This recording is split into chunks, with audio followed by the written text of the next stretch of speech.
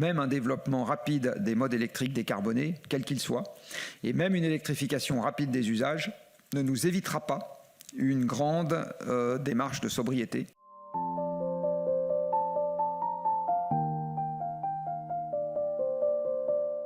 RTE vient de publier un document qui s'appelle le bilan prévisionnel et qui donne la trajectoire ou les trajectoires possibles sur les 10 ans qui viennent.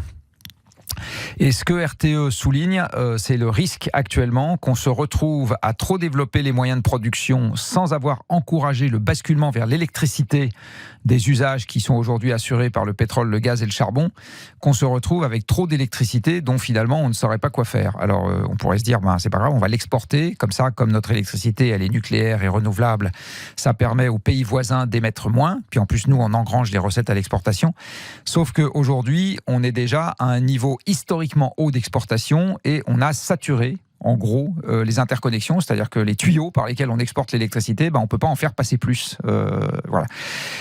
Et électrifier les usages, ça veut dire que en gros, les voitures à pétrole doivent être remplacées par des voitures électriques, les chaudières à gaz et à fioul doivent être remplacées par des pompes à chaleur, et dans un certain nombre de cas dans l'industrie, on doit remplacer la chaleur issue du gaz, par exemple, par des pompes à chaleur haute température, on peut faire ça pour faire de la vapeur, ou bien on doit faire de l'acier avec de l'hydrogène qui lui-même a demandé de l'électricité en grande quantité pour être produit. Voilà. Donc c'est ça qu'il faut, c'est là-dessus qu'il faut accélérer aujourd'hui, c'est ça le message principal de RTE, et si on ne le fait pas, alors RTE suggère, ce qui est quelque chose qui est très disruptif, de ralentir sur le rythme de construction de nouvelles capacités renouvelables. Justement, ça veut dire quoi? Moins de panneaux solaires et on freine l'installation des éoliennes? Alors c'est, d'une certaine manière, c'est pas... Alors, j'en recommence. RTE ne dit pas il faut arrêter d'en faire. RTE dit, par contre, il va falloir ralentir le rythme de déploiement. Or, si on regarde les ordres de grandeur, aujourd'hui, toute l'énergie qui permet aux Français de vivre comme ils vivent, c'est 2100 milliards de kilowattheures par an. Là-dedans, il y a juste 550 milliards de kilowattheures d'électricité. Donc, on va dire un quart.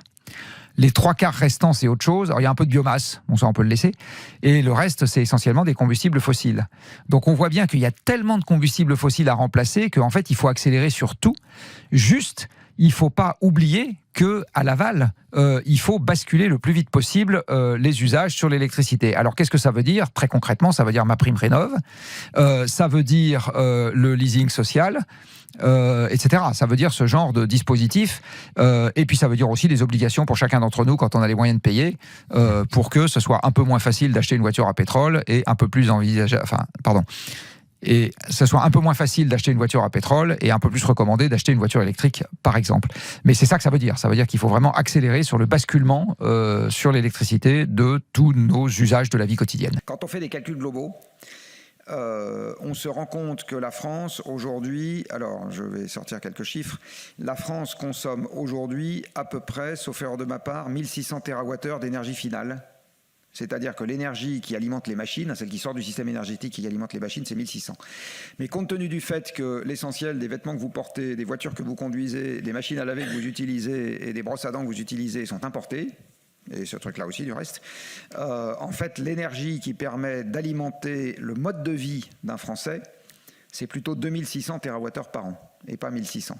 Donc, je me place dans un contexte de réindustrialisation et de décarbonation simultanée. D'accord, je fais les deux à la fois. C'est l'écologie, comment il appelle ça, patriotique de Vauquier. Là, non, comment il appelle ça? Je sais pas. Il nous a inventé un nouveau truc là récemment. Donc 2600 TWh. Aujourd'hui, le nucléaire en produit moins de 400.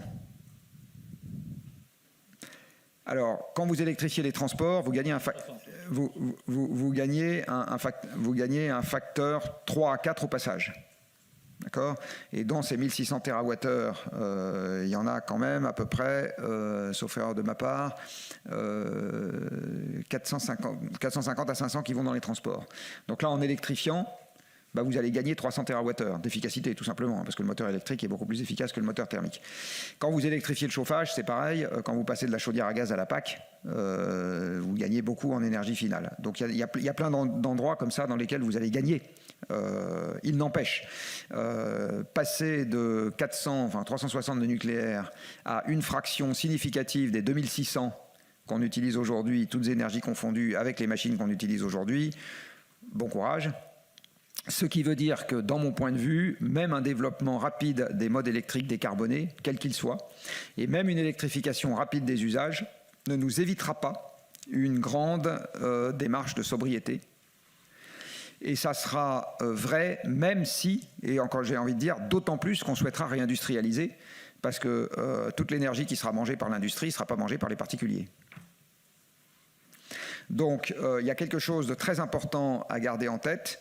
Je disais il y a une dizaine d'années en rigolant que j'étais un décroissantiste pro-nucléaire, mais c'est à peu près ça. C'est-à-dire que je pense qu'on n'évitera pas une contraction très forte d'une manière générale des usages.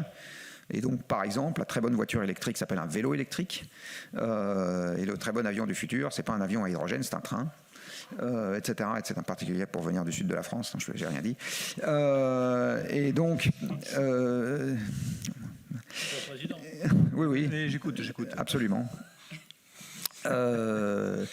Et donc, même si on met l'accélérateur très très fort sur l'un et ou l'autre, donc les ENR décarbonés ou le nucléaire, j'insiste vraiment sur le fait que ça ne nous évitera pas de baisser très fortement l'énergie nécessaire à notre mode de vie, qu'elle est liée chez nous ou qu'elle soit utilisée à l'étranger.